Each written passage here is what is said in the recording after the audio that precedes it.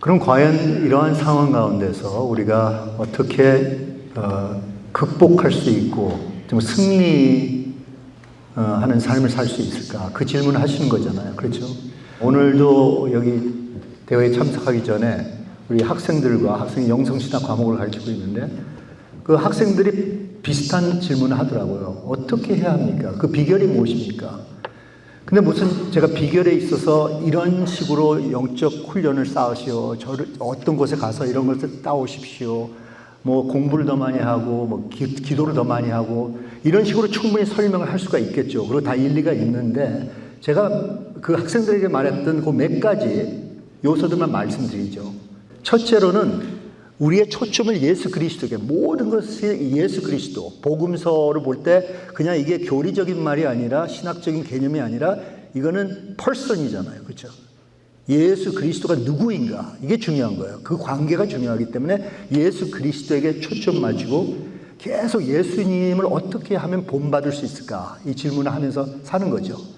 사소한 것, 자그마한 것, 일상적인 것, 그 가운데서 예수님을 어떻게 닮아갈 수 있을까?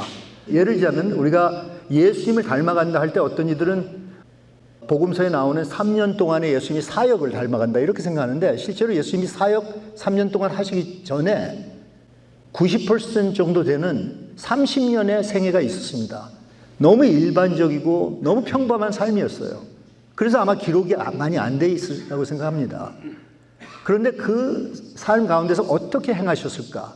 아버지의 뜻을 이룬다는 것은 3년 동안 사역하면서 선교하시는 일만이 아니라 실상생활 30년도 아버지의 뜻을 이루셨단 말이죠. 그래서 저는 거기서 힌트를 얻는 거죠.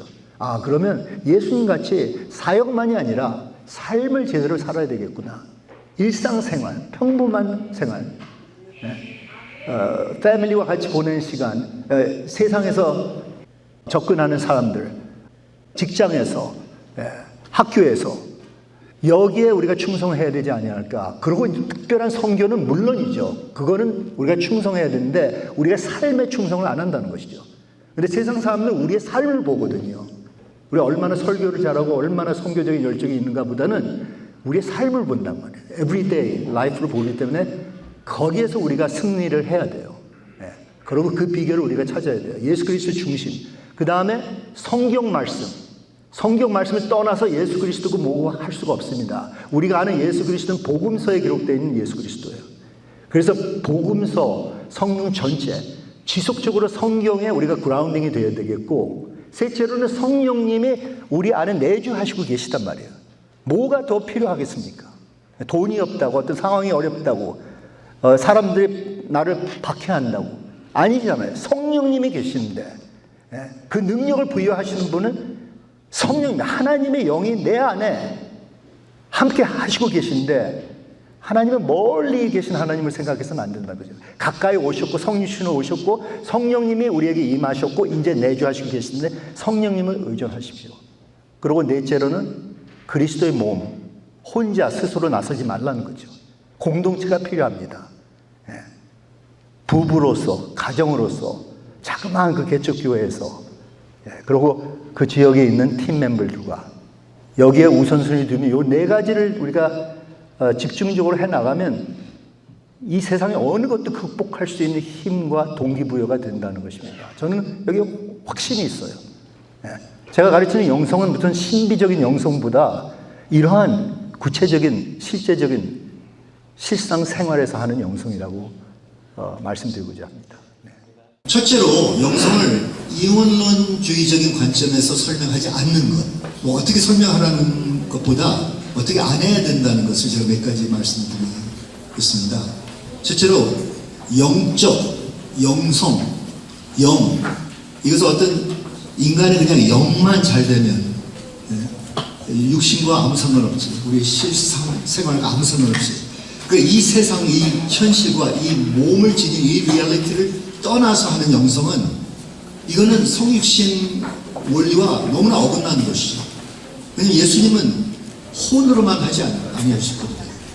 몸으로 띄우셨고 말과 행동과 삶과 모든 것이 다 통합을 이루면서 영성을 이루었습니다.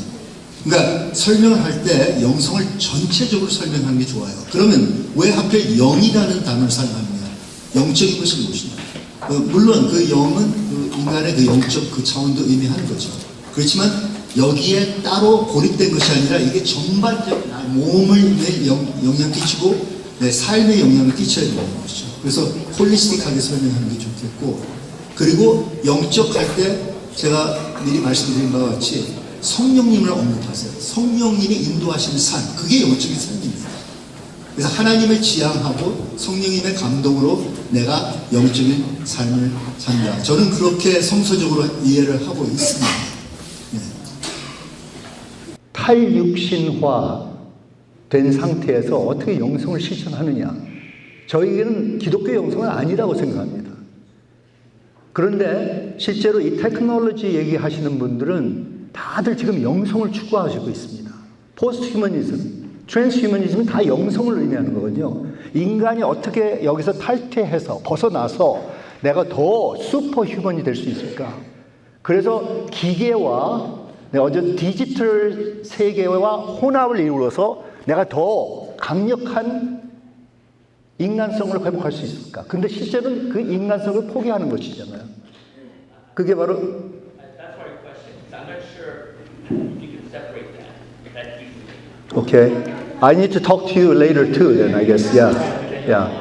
이런 것이 뭐 순식간에 우리가 답을 할 수는 없지 않습니까? 네. 자, 우리 저희 제가 강조했던 것은 어떤 컨텍츄얼리제이션 이슈를 얘기하기 전에 어떤 상황에 맞춰서 우리가 이렇게 해야 된다. 어떤 방법론적인 얘기를 하기 전에 더 본질적인 얘기를 해야 된다는 거죠. 예수님이 성육신 되셨던 것은 어떤 수단을 가르치기 위해서 하신 것이 아니라 예수님이 인간은 이렇게 살아야 돼. 휴먼이 뭐냐? 이거를 가르치기 위해서 오신 거예요. 그러니까 휴먼이 된 것이지. 물론 예수님이 21세기에 와서 이 4차 산업혁명 후로 어떻게 그거를 적용했을까? 그건 또 다른 문제지만 제가 보기에는 영성의 대주제가 바로 이것입니다. 우리가 휴먼 되는 것이 무엇인 것을 발견해야지 그게 아닌 것으로 자꾸만 이게 변이 되면 이거는 문제가 신학적 인간론적인 관점에서도 문제가 되고요. 우리가 무엇인가 더 추구하고 취하려는 것보다 본질적인 우리가 무엇인가 그거를 우리가 자녀들에게 가르쳐야 되고 이 다음 세대에 가르쳐야 되지 아니할까. 이게 하나의 영적 싸움이라고 봅니다. 제가 테크놀로지를 부정하는 건 전혀 아닙니다. 테크놀로지에 우리가 도움도 많이 받고 혜택도 많이 받고 테크놀로지 사용해서 우리가 선교를 해야 돼요. 그런데 이런 걸 다 하다 보면 우리도 모르는 사이에 그냥 거기에 흡수돼서 가장 핵심적인 질문을 잃게 되는 거죠. 그래서 영성은 참된 휴먼이 되는 것은 무엇인가? 그걸 바로 예수 그리스도가 성육신을 통해서 우리에게 전적으로 보여주셨죠. 이걸 초월하는 인간 되라고 하지는 않았어요. 참된 인간으로서 참된 하나님이 창조하신 그 모습, 이마고 데이 모습으로 돌아가서 그걸 회복하라. 그 뜻이었던 것 같습니다. 저는 그 말을 하려고 했지 뭐 테크놀로지를 다 부정하는 건 아닙니다. 근데 부정적인 면이 있긴 있죠. 왜냐면 우려하기 때문에. 제 자녀들을 위해서라도 제가 좀 우려해야 되지 않겠습니까? 네, 감사합니다. 이제 클로징 하려고 생각합니다.